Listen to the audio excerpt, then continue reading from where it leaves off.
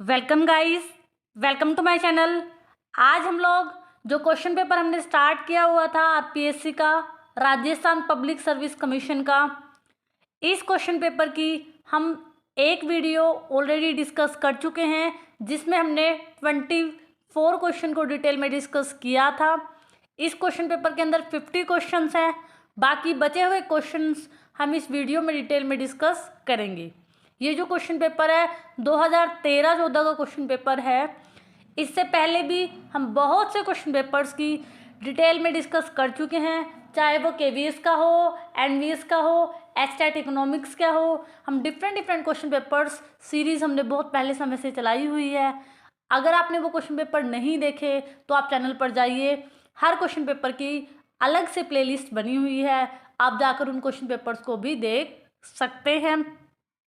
और अगर आपको मेरी वीडियोस अच्छी लगे, आप चैनल पर पहली बार आए हो तो प्लीज़ मेरे चैनल को सब्सक्राइब ज़रूर करना। आज का जो हमारा क्वेश्चन पेपर है, इसका फर्स्ट क्वेश्चन देखिए हमसे क्या बोला हुआ है। बोला गया है बेसल जो थर्ड है इज़ रिलेटेड टू। बेसल एक नोम है, उसका संबंध किससे है हमसे पूछा है। फर्स्ट ऑप्शन में बोला है non performing assets of bank, कि बैंकों की जो नॉन परफॉर्मिंग असेट्स होती हैं उससे इसका संबंध है, या बैंक डिपॉजिट से इसका संबंध है, या बैंक क्रेडिट से संबंध है, या capital accuracy of bank, adequacy of bank, कि बैंकों के पास पूंजी की कितनी पर्याप्तता है, क्या इसका संबंध उससे है। अब देखिए आपको पता होगा कि जो ये बेसल नोम है ये किससे संबंधित है। बेसल नोम लाया गया था कि जो हमारा बैंकिंग सेक्टर है उसको स्ट्रेंथ किया जाए, ठीक है। बेसल नोम जो है वो लाया गया था, किस लिए लाया गया था। The major aim to strength regulation supervision and risk management of banking sector, ठीक है। बेसल नोम को इसलिए लाया गया था कि हम क्या कर सके, स्ट्रेंथन कर सके, रेगुलेशन होता है कंट्रोल अच्छे से करना, सुपरवाइजन कर सके, या रिस्क का जो मैनेजमेंट है कर सके, कहाँ पर, बैंकिंग सेक्टर में। अब जो बेसल नोम का थर्ड लाया गया था, इसमें हमने तीन जो चीज़ें थी उस पर काफ़ी फोकस किया था। फर्स्ट जो पॉइंट था, इसके तीन पिलर है, first pillar, second pillar and third pillar.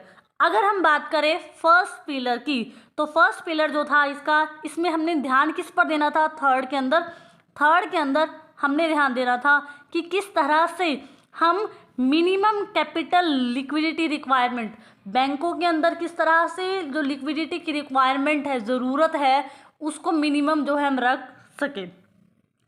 Second pillar जो था इसका इस चीज़ पर बात करता था कि किस तरह से हम सुपरविज़न करें, रिव्यू करें, मैनेजमेंट करें, कैपिटल की किस तरह से प्लानिंग करी जाए, किस तरह से रिव्यू किया जाए, किस तरह से हमें क्या करना है, मैनेजमेंट करना है कैपिटल का।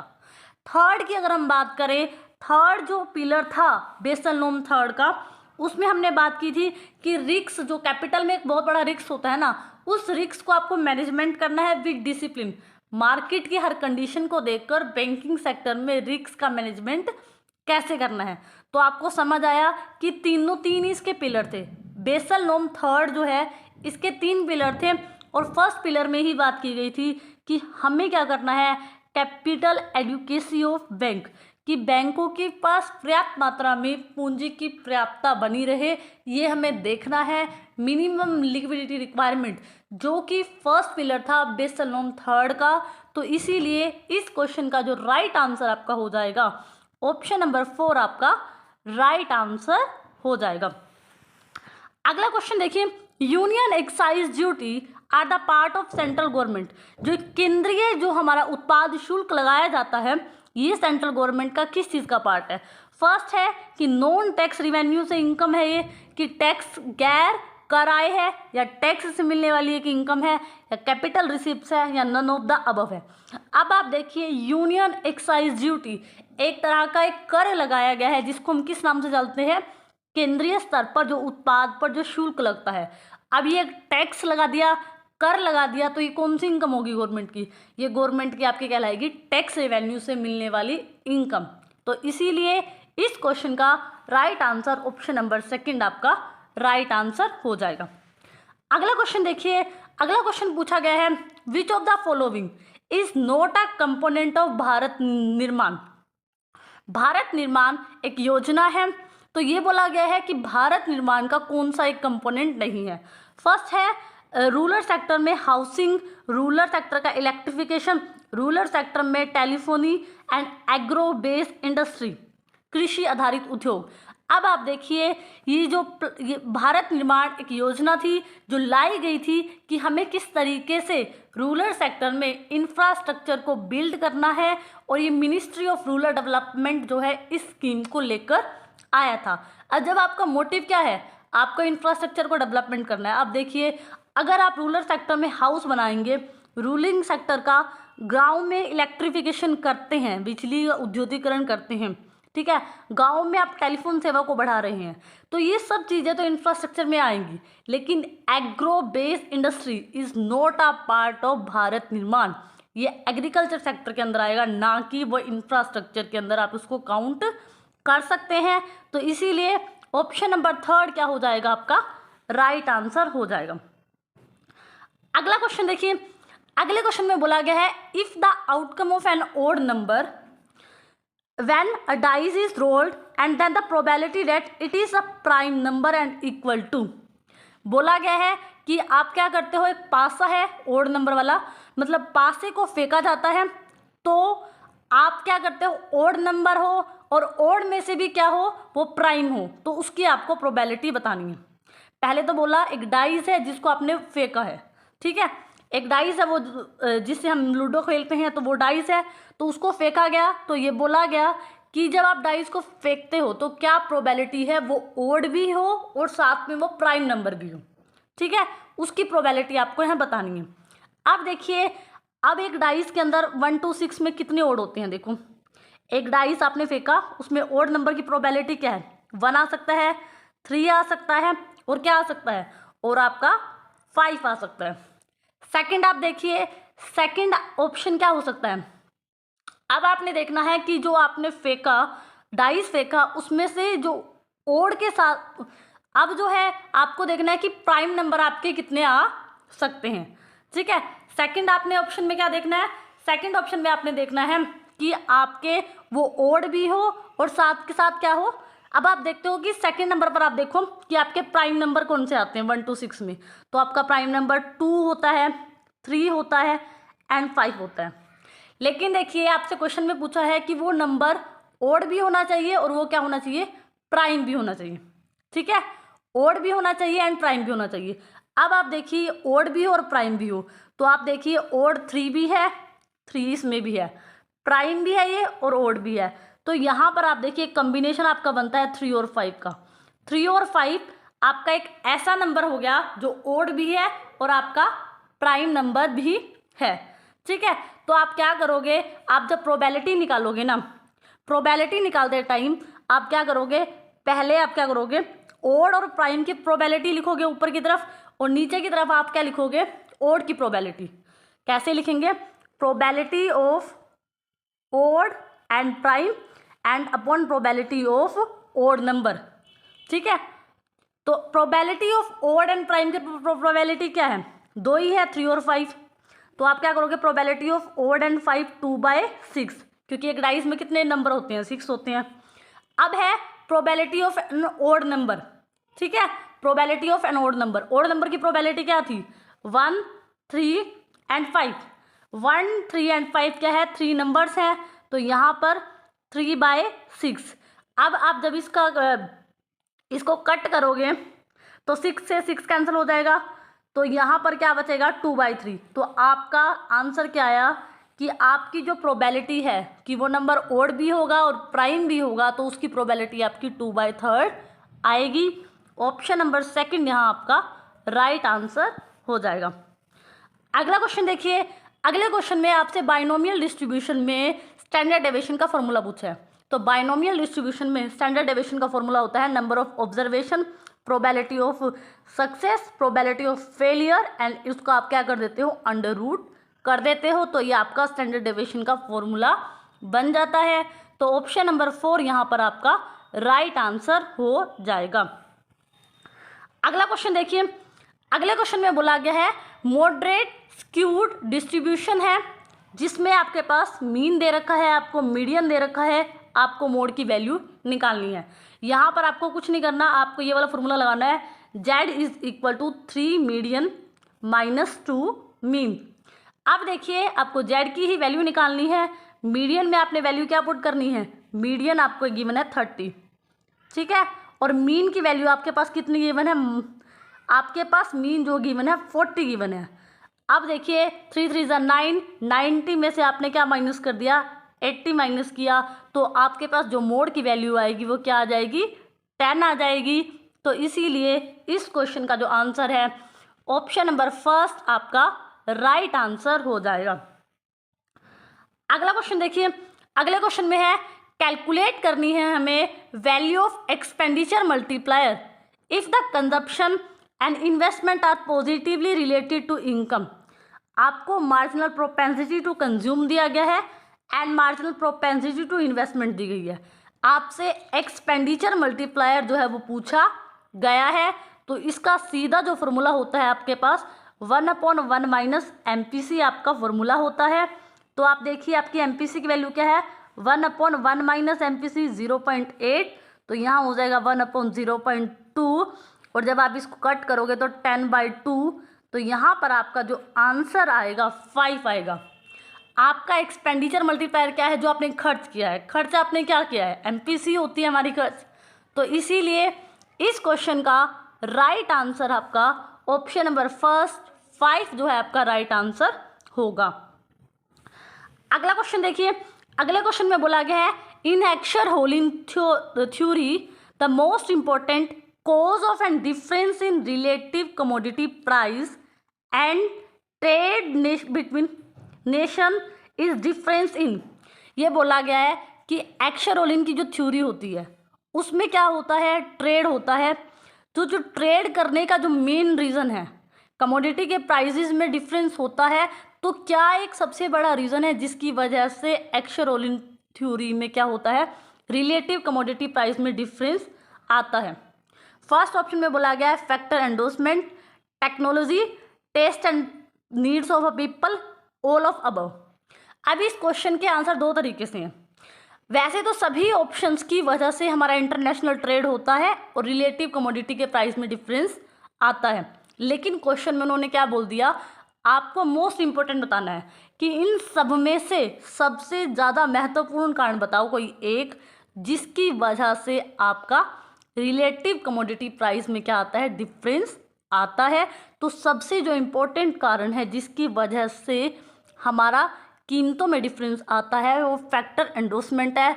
हर एक देश में, जैसे कि A कंट्री हो गई और B कंट्री, हर एक देश में साधन की बहुलता होती है कि उपलब्धता, किस देश में क्या साधन उपलब्ध है। जैसे इंडिया की अगर हम बात करें तो इंडिया के अंदर जो सबसे ज़्यादा चीज़ अवेलेबल है वो है लेबर। तो हर एक देश में अलग अलग साधन की उपलब्धता होने की वजह से फैक्टर एंडोर्समेंट होती है, जिसकी वजह से हमारा रिलेटिव कमोडिटी प्राइस चेंज होता है। और यही सबसे बड़ा रीज़न एक्शर-होलिन ने अपनी थ्योरी में कहा था कि इंटरनेशनल ट्रेड होगा।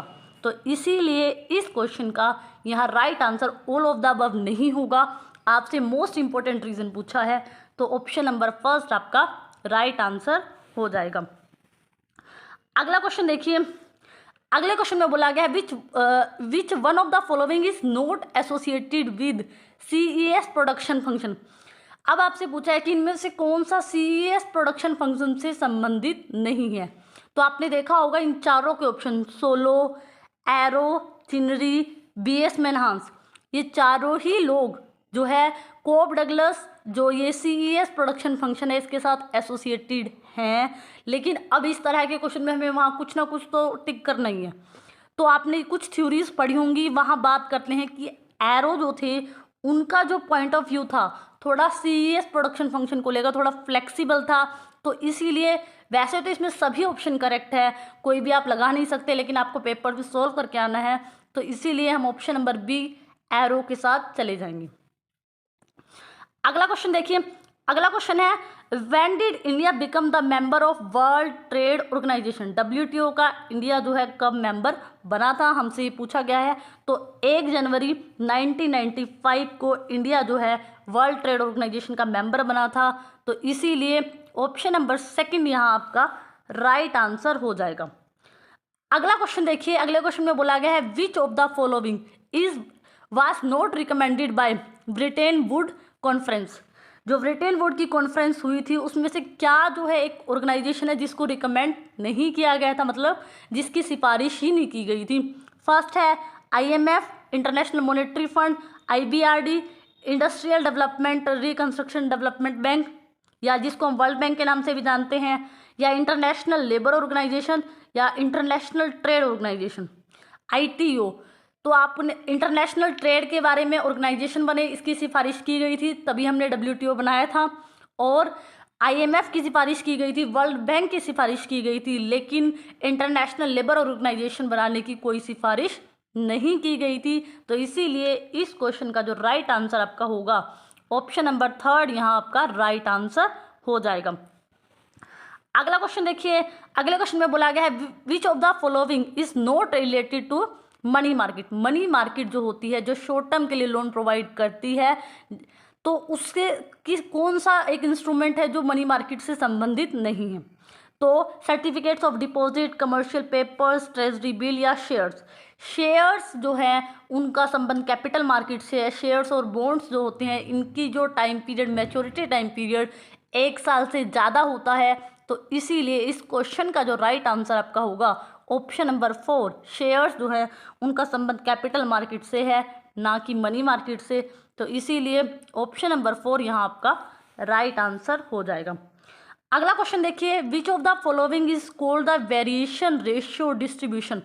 वेरिएशन रेशियो डिस्ट्रीब्यूशन को, इनमें से किसको वेरिएशन रेशियो डिस्ट्रीब्यूशन के नाम से जाना जाता है। तो यहाँ पर F डिस्ट्रीब्यूशन को हम वेरिएशन रेशियो डिस्ट्रीब्यूशन के नाम से जानते हैं। हमारे पास 2 अलग अलग सैंपल्स होते हैं, S1 sample, S2 sample population का अलग अलग होता है, उनके वेरिएशन का हम रेशियो निकालते हैं और यही फॉर्मूला हमारा F डिस्ट्रीब्यूशन का होता है। तो यहाँ पर ऑप्शन नंबर 3 यहाँ आपका राइट आंसर हो जाएगा। अगला क्वेश्चन देखिए, if the nation terms of trade is true. आपको अपने देश की terms of trade the given है, आपसे पूछा आपके पार्टनर की टर्म्स ऑफ ट्रेड आपको निकालनी है। जब आपको एक गिवन है तो आप उसको अपोजिट कर दो कि मान लो इंडिया की अगर मान लो टर्म्स ऑफ ट्रेड 2 है, तो आप अमेरिका जैसे सेकंड कंट्री मान लो है आपके पास, तो आपके पार्टनर की टर्म्स ऑफ ट्रेड 1/2 हो जाएगी। तो इसीलिए इस क्वेश्चन का आपका आंसर क्या हो जाएगा, ऑप्शन नंबर 4 1/2 आपका राइट आंसर हो जाएगा। अगला क्वेश्चन देखिए, a curve showing the effect of devaluation of a currency with fix exchange rate on balance of payment is. तो बोला गया है कि वो कर्व कौन सा है जो डीवैल्यूएशन और कहीं ना कहीं बैलेंस ऑफ पेमेंट के रिलेशन को दिखाता है। तो उस कर्व को हम बोलते हैं जे कर्व। जे कर्व क्या होता है, जब हम क्या करते हैं अपनी करेंसी का डीवैल्यूएशन करते हैं ना, तो यहाँ पर डेप्रिशिएट ले लिया हमने, यहाँ पर सरप्लस ले लिया। तो जे कर्व आपको ये बताता है कि जब हम अपनी करेंसी का डीवैल्यूएशन करते हैं तो करेंसी के डीवैल्यूएशन करने से जो बैलेंस ऑफ पेमेंट की बात करें या करंट अकाउंट, शुरू में तो क्या होता है हमारा डेफिशिएट में चलता है, लेकिन फिर धीरे धीरे करेंसी का डीवैल्यूएशन कुछ टाइम पीरियड के बाद क्या होता है हमारा सरप्लस में आ जाता है बैलेंस ऑफ पेमेंट। तो आपको समझ आया, बैलेंस ऑफ पेमेंट और डीवैल्यूएशन के बीच में जो रिलेशनशिप दिखाएगा वो कर्व हमारा J curve international trade theory में आपको समझाया गया है। तो उस कर्व को हम जे कर्व के नाम से जानते हैं। जे कर्व हमेशा ये शो करेगा कि जब शुरू में डीवैल्यूएशन होता है तो इससे हमारे करंट अकाउंट के जो डेफिशिएट क्या होता है, पहले तो नेगेटिव इम्पैक्ट पड़ता है, लेकिन फिर धीरे धीरे इससे क्या होता है हमारे पॉजिटिव इम्पैक्ट करना शुरू हो जाता है। तो इसीलिए इस क्वेश्चन का जो राइट आंसर आपका होगा जे कर्व, ऑप्शन नंबर 2 आपका राइट आंसर हो जाएगा। अगला क्वेश्चन देखिए, who is benefited bye inflation. Inflation अगर होता है, कीमतें बढ़ती हैं, तो किसको सबसे ज़्यादा लाभ है। तो सबसे ज़्यादा लाभ जो होता है ऋणी को होता है, डेटर्स को होता है, क्योंकि अब जो है जो पैसा उन्होंने किसी से उधार लिया था उसकी परचेजिंग पावर घट गई है। तो सबसे ज़्यादा जो फ़ायदा है वो ऋणी को ही इन्फ्लेशन के टाइम पीरियड में होता है। तो तो इसीलिए इस क्वेश्चन का राइट आंसर क्या हो जाएगा, ऑप्शन नंबर 3 आपका राइट आंसर हो जाएगा। अगला क्वेश्चन देखिए, बैलेंस ग्रोथ की आपसे एक्सप्लेनेशन पूछी गई है। फर्स्ट है कि एग्रीकल्चर और इंडस्ट्रियल सेक्टर सेम रेट से ग्रो करने चाहिए या इकट्ठे ग्रो करने चाहिए, या फिर ऑल सेक्टर को सेम रेट से ग्रो करना चाहिए, या all sector of economy grow simultaneous. जब हम बैलेंस ग्रोथ की बात करते हैं तो हम ये कहते हैं कि अर्थव्यवस्था में जितने भी सेक्टर्स हैं वो सभी ग्रो करें एक साथ। का मतलब है कि वो सब एक साथ ग्रो करे, किसी की रेट कम हो ज़्यादा उससे कोई फ़र्क नहीं पड़ता, लेकिन हर सेक्टर जो है ग्रो करना चाहिए और एक साथ ग्रो वो होनी चाहिए। तो इसीलिए बैलेंस ग्रोथ की डेफिनेशन बिल्कुल सही है कि all sector of economy grow simultaneously. Option number 4 यहाँ आपका राइट आंसर हो जाएगा।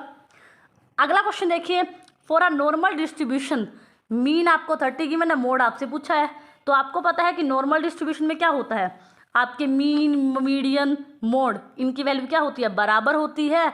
अगर आपके पास मीन 30 है तो आपका मोड भी क्या होगा, मोड भी आपका क्या होगा 30 होगा।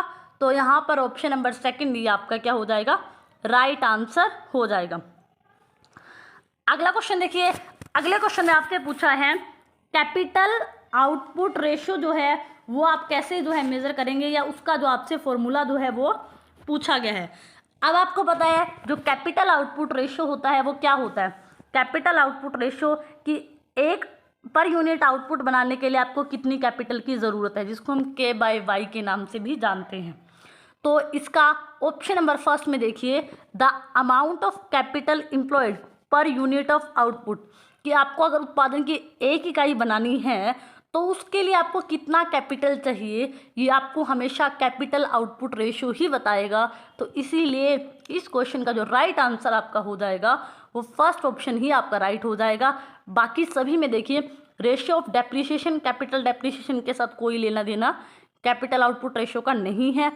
यहाँ पर आपसे फिक्स कैपिटल बोल दिया और यहाँ आपको वर्किंग कैपिटल बोल दिया, लेकिन कैपिटल आउटपुट रेशियो ना तो फिक्स कैपिटल की बात करता है ना वर्किंग की, वो टोटल कैपिटल की बात करता है कि एक यूनिट ऑफ आउटपुट बनाने के लिए आपको एक्चुअल में टोटल कैपिटल कितनी चाहिए, चाहे वो फिक्स हो या वर्किंग, दोनों को मिला के आपको टोटल कैपिटल कितनी चाहिए। तो इसीलिए यहाँ पर ऑप्शन नंबर 1 आपका राइट आंसर हो जाएगा। अगला क्वेश्चन देखिए, अगले क्वेश्चन में बोला गया है the complete burden of a tax will be borne by seller if. अगर टैक्स का सारा बर्डन किसको सहन करना है, सेलर को, तो कंडीशन क्या होगी। तो वहाँ पर बोला है कि elasticity of demand and supply same होनी चाहिए, नहीं। अगर इलास्टिसिटी ऑफ डिमांड और सप्लाई दोनों ही सेम होती हैं तो दोनों पर हो सकता है कि इक्वल बर्डन जाए।